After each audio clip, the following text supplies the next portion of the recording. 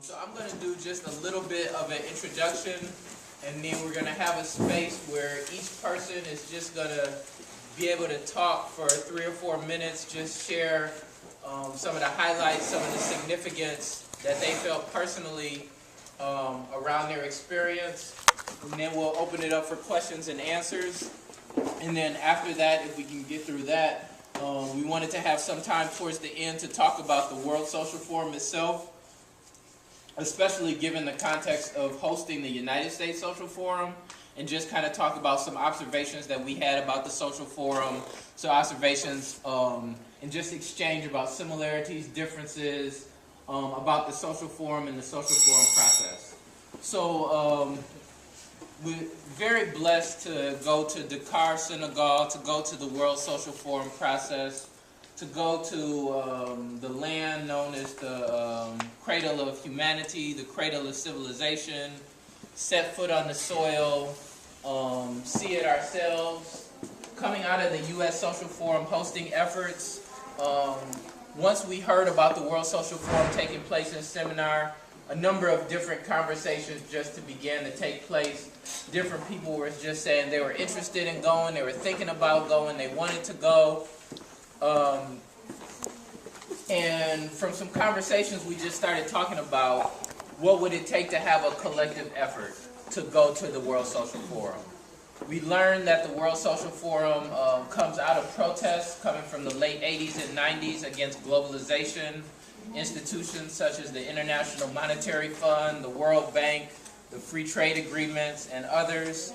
The first World Social Forum brought 15,000 people to Brazil in the year 2001 under the theme that another world is possible. It grew to over 150,000 in Brazil in 2005, the largest, with last year in 2010, there were thousands of regional forums taking place all throughout the world, including the United States Social Forum as one of the regional forums. There's been a major shift. Initially, the World Social Forum was conceived as responding to globalization and attacking very specific institutions. And the World Social Forum has kind of shifted to being more of an open space or a meeting space for civil society. And so the Social Forum itself is not focused as much on protesting to overturn the system, but has become more and more a meeting place where social change agents can encounter each other and encounter the world. We partner with 2 organizations. One is Grassroots Global Justice. You'll see some banners and different things. That organization has been organizing delegations from the United States for the past 10 years.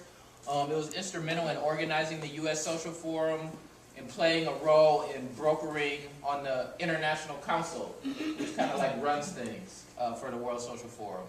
There are 3 United States organizations that sit on the International Council: Grassroots Global Justice, the Poor People's Economic Human Rights Campaign, and May 1st People's Link, which some of you may know from registration at the U.S. Social Forum, which just got added to the International Council. Our delegation was also part of a group called Detroit to Dakar. This group was organized by Priority Africa Network, which has its root in organizing for the USSF. They coordinated a highly successful Africa and African diaspora presence at this U.S. Social Forum. They handled the logistics for 10 African activists from Nigeria, Kenya, Zimbabwe, Mali, Senegal, and other countries. It would have been more, but about 3 people were denied visas to enter the United States. They participated in 30 workshops, various receptions, and a PMA, a People's Movement Assembly, in Detroit on prioritizing Africa and the Africa diaspora. And so after the U.S. Social Forum, they kept the name Detroit to Dakar. We linked up with them and said, you know what, your name is Detroit to Dakar. We actually trying to get some people from Detroit to get to Dakar. And so we linked up with them also as a way,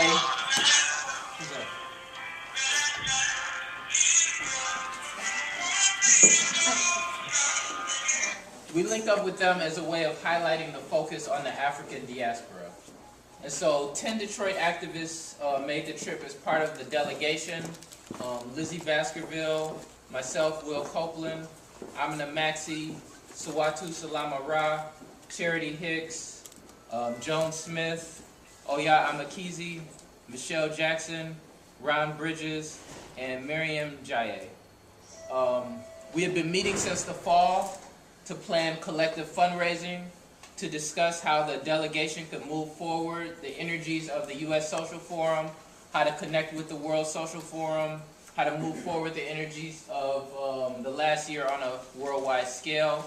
There are a number of other people who contributed materially, emotionally, in making our trip possible, including Diana Copeland, Suzanne McGill and the staff of EMEAC, Adrian Brown, Adele Nieves, Talitha Johnson, Yusuf Shakur, Robert Taylor, Fred Vitale, Lori Robinson, Sharon George, Jamie Phillip, Jesse Worker, many other people who were with the delegation, part of the delegation, supporting the delegation for various periods of time.